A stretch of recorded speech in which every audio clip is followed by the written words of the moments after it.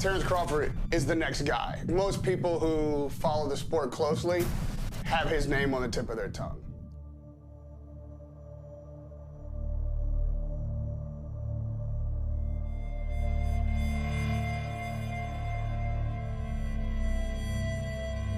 Crawford, we're just kind of waiting to see, is this guy for real? But my managers always would tell me, just take your time, relax, your day will come.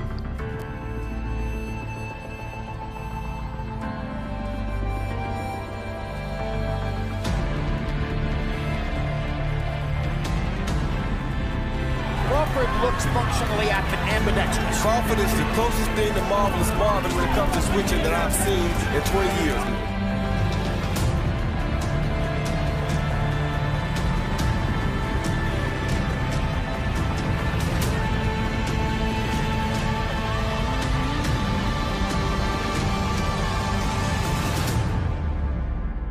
When you're in shape, when you prepare yourself to the best of your abilities, nobody can beat you.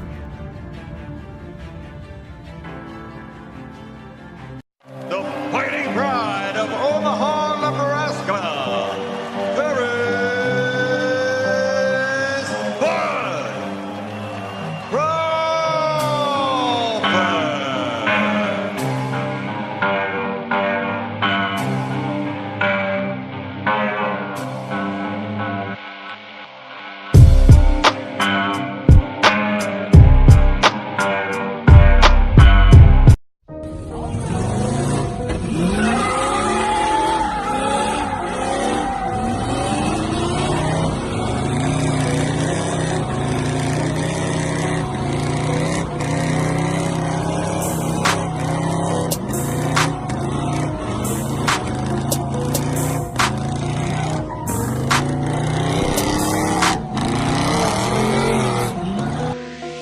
My boy Bud want all the smoke.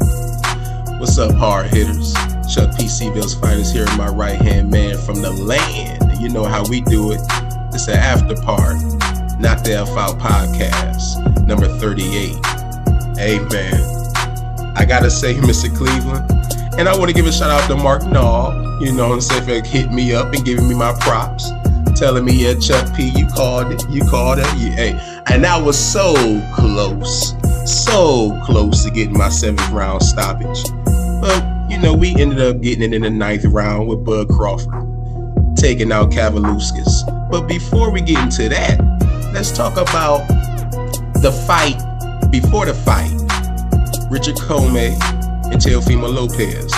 Hey, Mr. Cleveland, like I said in the preview show, the only thing that had me swinging over in Lopez's direction was Comey's chin, man. I had a huge question mark on Comey's chin, and especially after looking at that E-Bunny fight.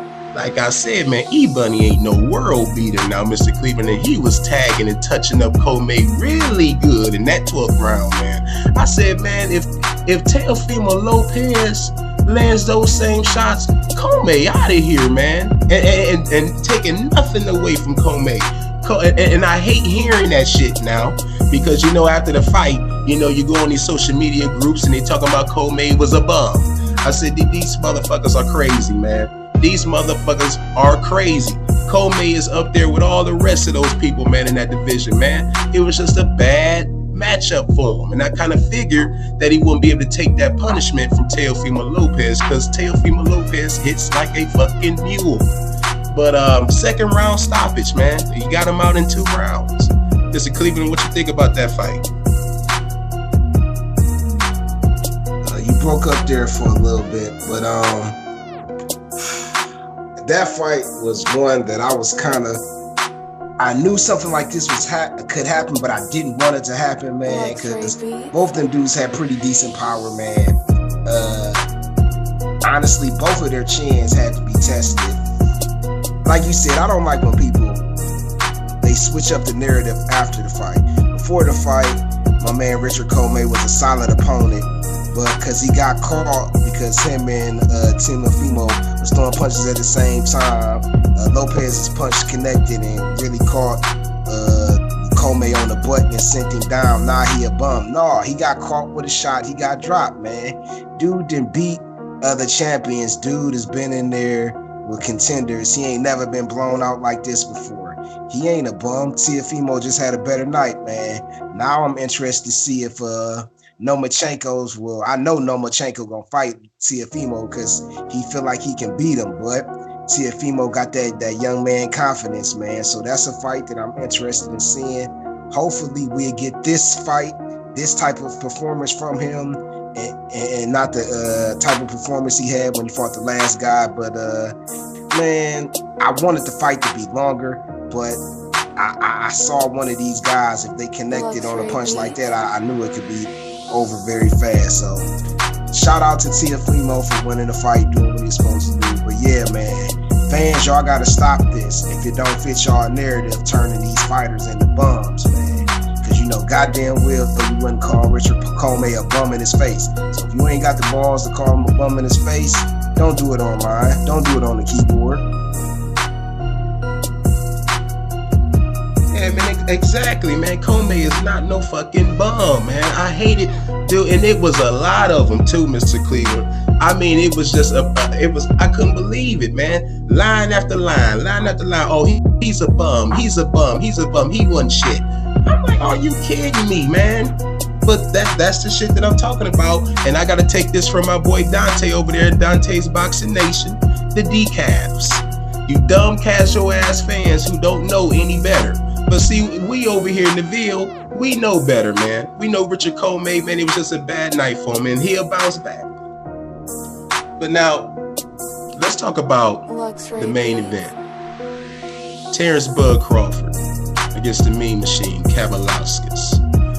Now, Mr. Cleveland, I really don't think that this was the game plan that they had for Bud over in the corner.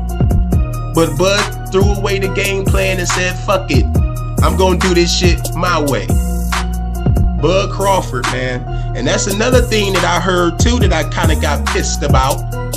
Now, because I will say this, Mr. Cleveland, Bud did get dropped in that third round, man. They took that knockdown away from Kavaliauskas. Now, and you know I love Bud, man, and I'm watching the fight.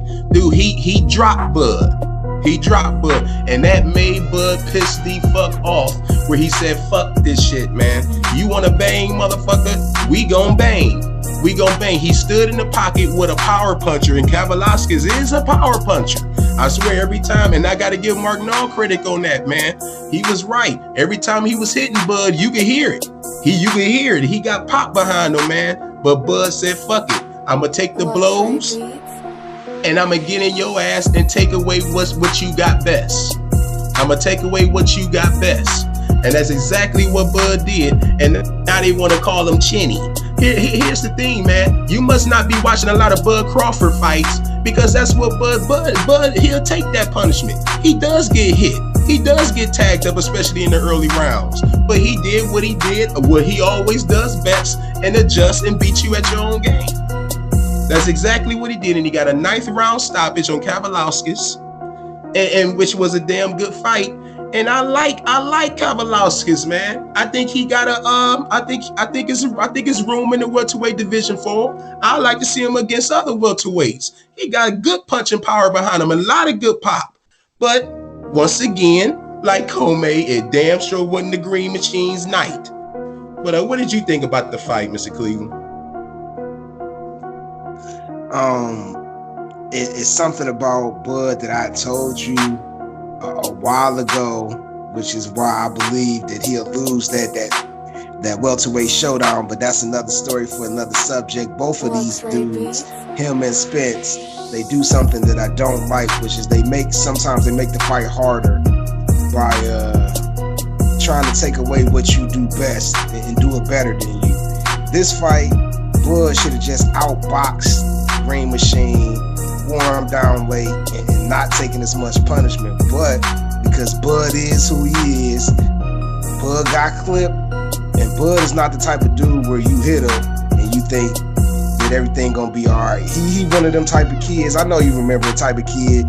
You hit the kid always got to get his hit back. It don't matter when the hit back was. You could have hit this kid last week, and he counting down the days till he see you again till he get his hit back. That's the type of kid, that's the type of dude Bud is, man.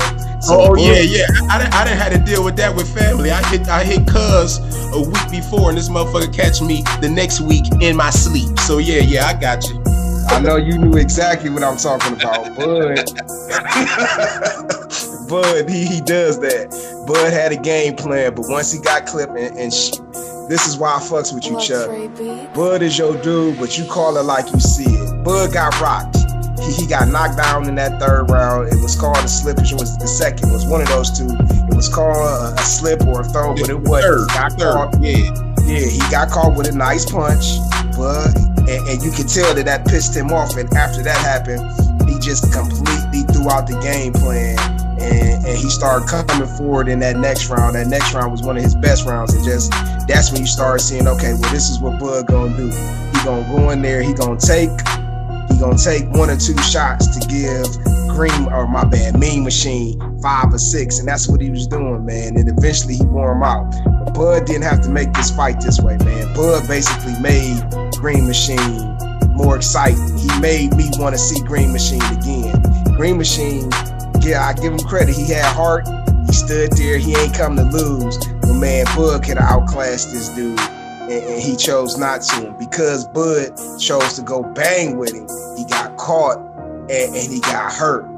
Now he doing this with a lower level cat with Green Machine, but if he win, I'm still optimistic, and I'm still hoping Bud is eventually gonna fight those other guys, man.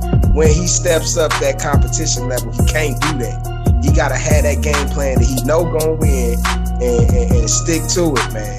You can't get caught and then want to get into a firefight. That's how you would lose. You can do that with a Green Machine, man. You can do that with a Jose Benavidez. You can do that with a Jeff Horn. You can't do that with the elite level welterweights, man. You can do that shit with an Amir Khan. So, Bud, he is who I thought he was, man. Bud a dog, man. He a dog, man. You gotta give him props for beating Green Machine after a little adversity. So, shout out to Bud for that one, man. Now, Mr. Cleveland, I'm gonna ask you, just like I asked Mark Nall, and I mean you already alluded to it, man. You already alluded to it. Do you think that we will ever get that Bud Crawford and Errol Spence fight? Because I kind of feel pretty optimistic about the Sean Porter fight. We might end up getting that. They're gonna put that friendship shit to the side, and they'll probably make that fight. But do you think we will get the fight that the world wants to see between Bud Crawford and Errol Spence Jr.? If I had to be honest, man, I put it to you like this.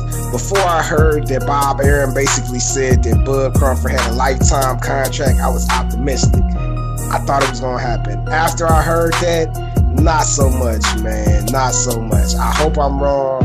I hope Bud does actually fight those other guys, but when I heard that, that was a major red flag for me, man. Because I'm whole thinking that, okay, I don't know who started this rumor, if it was Bo Mack or if it was somebody else, but this rumor started where Terence Crawford says his contract with Top Rank was supposed to be up in 2020. So we all thinking he gonna get out the contract, he gonna go have a fight with Earl, everybody gonna get what they want. And then Bob come out the woodwork and say, you know, Terence is gonna be with Top Rank even after he retires. And when Bob started talking like that let me know he already got it in the bag, man. I think Terence signed a contract. He was advised to sign a contract, didn't read the fine print, man. And basically now he the property of Top Rank until he died. And I hope I'm wrong, man. But as long as that's the case, I can't see the fight happening. And I want to catch up on this before I was listening to you and Mark Nall do the show, and you guys have said, well, if it's big enough that they'll make the fight happen like Tyson Fury and Deontay Wilder, people got to understand that Deontay Wilder and Tyson Fury fight was already agreed to. Only thing Bob Arum did was he basically stalled it by giving Tyson Fury an out to go fight 2-3 other bums before he get knocked out by Wilder again, man. If them dudes, I feel like if they can come together about the money, then they can make the fight happen. But it gotta be Bud and it gotta be Earl, man. And Earl gotta say, all right, we're gonna have this fight. And Bud gotta go to Aram and say, we gotta have this fight. If we ain't getting cooperation from both sides, it's not gonna happen. I really hope I'm wrong. I really hope I'm wrong. Because that's the fight everybody wanna see. That's the fight we wanna pay the money to see, but boxing, man. You ain't lying, man. You ain't lying. I'm telling you, yep, he done signed that lifetime deal with the Godfather. He'll be putting the Godfather in his casket. And hopefully Bud don't be fucking 65 years old before we had his fight. That's another thing I'm afraid of. Are they gonna wait it out too late? You know, and that's another thing. Will EJ move up? You know, so it's like, it's just a lot of things you gotta consider, man. But I hope they end up getting that fight. I really do, man. But hey, this was the after party show, baby. Chuck P. C-Ville's finest and Mr. Carl Cleveland. Knock the F Out podcast number 38. Hey, we ain't done yet. We got another set of Knock the F Out podcast to do before the end of the year, man. Next week, we will be right back for Jamel Charlo against Tony Harrison, the fight that I've been waiting for since June. Since June, y'all. He's a cornball. He's a cornball.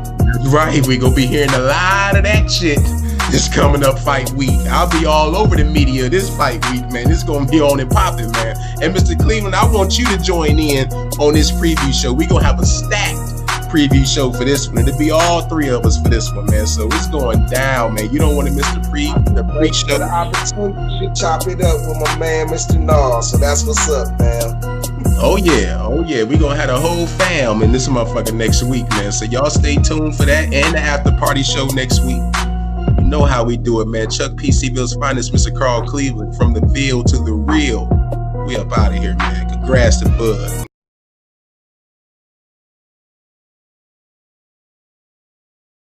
Terence Crawford is the next guy. Most people who follow the sport closely have his name on the tip of their tongue.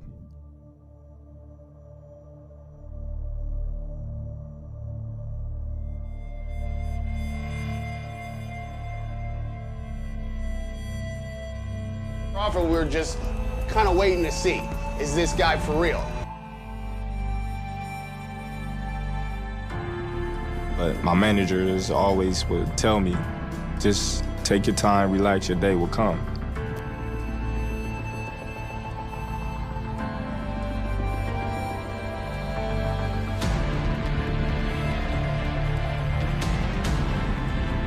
Crawford looks functionally ambidextrous. Crawford is the closest thing to Marvelous Marvin when it comes to switching that I've seen in 20 years.